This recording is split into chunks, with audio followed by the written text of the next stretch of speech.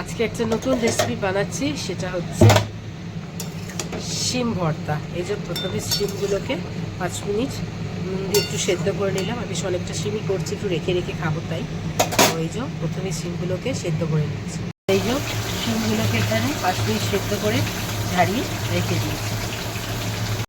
বাজারে শিম সস্তা, তাই ভাবলাম আজকে শিম ভর্তা করেই ফেলি, তাই আজকে এই রেসিপিটা। এই যে এবার সব শিমগুলোকে পিষে নেবো, সেদ্ধ করে নিয়েছি।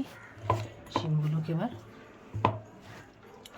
সমস্ত পিষে নেবো, মনে হয় দুবারে পিষতে হবে, কারণ অনেকটা শিম আছে। ছোটো বাটিটাইতেই পিষছি, সেই জন্য দেখা যাক। চলো একটু পিষে নিয়ে এবার শিমগুলোকে সব পিষে নিচ্ছি।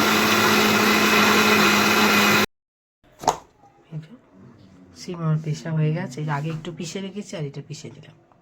এখানে যে শিমটা পেশা হয়ে গেছে, শিমের কাজ কমপ্লিট। এবার শিমের যেটা মশলা বানাবো, অনেকটা শিম বলে বেশ একটা গোটা রসুন পুরো দিয়েছি, আর অনেকগুলো কাঁচা লঙ্কা, যেহেতু আমরা ঝাল খেতে ভালোবাসি সেই জন্য অনেকগুলো কাঁচা লঙ্কা আর একটা পেঁয়াজ, আর এখানে দেবো ভুষো চিংড়ি।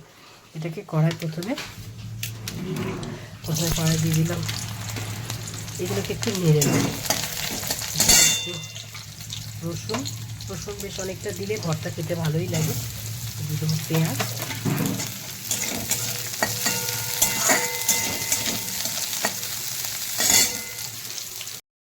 এরপর দিব কাঁচা লঙ্কাগুলো। তো রসুন, পেঁয়াজ, কাঁচা লঙ্কা এগুলোকে একটু হালকা করে ভাজাভাজি করে নেবো।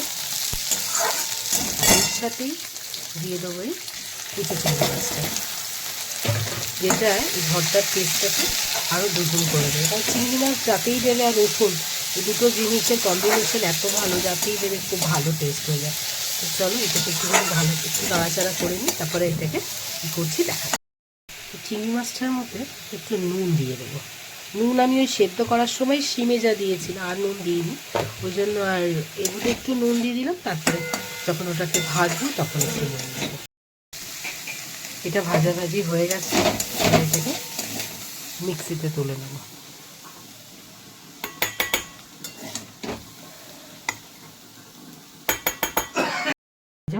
নিয়ে নিয়েছি মিক্সিতে, এবার এটাকে পিসবো। কিন্তু এর মধ্যে একটা টুইস্ট আছে।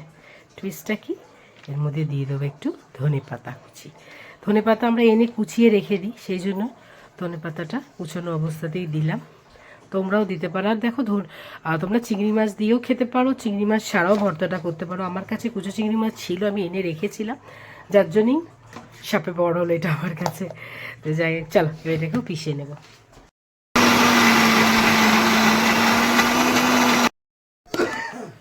এই যে আমার চিংড়ি মাছ, ধনে পাতা, পেঁয়াজ, রসুন, কাঁচা লঙ্কার পেস্ট রেডি। এই যে আমার এখানে সমস্ত রেডি ভর্তার জন্য। আর এখানে তেলও গরম হয়ে গেছে। প্রথমেই কড়াই তেলের মধ্যে দিয়ে দেবো কালো জিরে একটু, দিয়ে দেবো দুটো শুকনো লঙ্কা, তারপরেই দিয়ে দেবো শিম বাটাটা।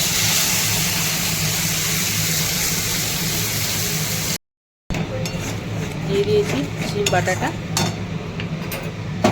এবারে দিয়ে দেবো এই যে কাঁচা লঙ্কা, টমেটো, সরি কাঁচা লঙ্কা, পেঁয়াজ, রসুন আর চিংড়ি মাছ বাটাটা, আর ধনে পাতা। এই যে সব বাটাগুলোকে একসঙ্গে মিশিয়ে দেবো। মধ্যে দিয়ে দেবো আর একটুখানি হলুদ গুঁড়ো আর একটু নুন। তারপরে আবার নুনটা চেখে দেখে তারপরে আবার দেবো। চলো এগুলোকে ভালো করে মিশিয়ে যতক্ষণ না শুকনো হচ্ছে ততক্ষণ নেড়ে নিয়ে শুকনো করে আবার আসছি। এই জন্য আমার ভর্তা রেডি। এই যে কড়া থেকে ছেড়ে যাচ্ছে মানেই হচ্ছে ভর্তা হয়ে গেছে। মাঝখানে আমাকে একটু নুন দিতে হয়েছিল, নুনটা আমার কম হয়েছিল। ভর্তা আমার রেডি হয়ে গেছে। ব্যাস, যখনই ভর্তায় ছেড়ে ছেড়ে আসবে, কড়া থেকে উঠে উঠে আসবে, তার মানেই ভর্তাটা রেডি হয়ে গেছে। তো এবার আমি এর উপরে একটুখানি আমার কেরেমতি, এটা জানি না কেউ করে কি না, আমি করছি, একটু সর্ষের তেল দিয়ে নেড়ে ছেড়ে ব্যাস, তো তৈরি আমার, রেডি আমার গরমা গরম শিমের ভর্তা। সো রেসিপিটা কেমন লাগলো, কেমন হলো প্লিজ কমেন্ট করে জানিও। যদি কিছু ভালো লাগে সেটাই জানিও, যদি কিছু ভুল থাকে সেটাও জানিও। তোমরা কিভাবে করো একটু প্লিজ কমেন্ট করে জানিও। আর কে কোথা থেকে আমার এই ভিডিওটা দেখছো সেটাও জানিও। আর ভালো লাগলে আমার একটা লাইক কমেন্ট শেয়ার করে সাবস্ক্রাইব করে একটু আমাকে এগিয়ে যাওয়ার সুযোগ করে দিয়ে। সো সবাই খুব ভালো থেকো। এবার পুরো এটা নিয়ে আবার আসছি। তোমার গরমা গরম শিমের ভর্তা রেডি টু সার্ভ। কে কে খেতে চাও চলে আসো আমার বাড়িতে। আর কেমন হলো প্লিজ কমেন্ট করে জানাতে ভুলে না যেন। ওকে, চলো নেক্সট দিন আরো একটা সুন্দর ভর্তা নিয়ে খুব তাড়াতাড়ি তোমাদের কাছে আসবো। আজকের মতো টাটা।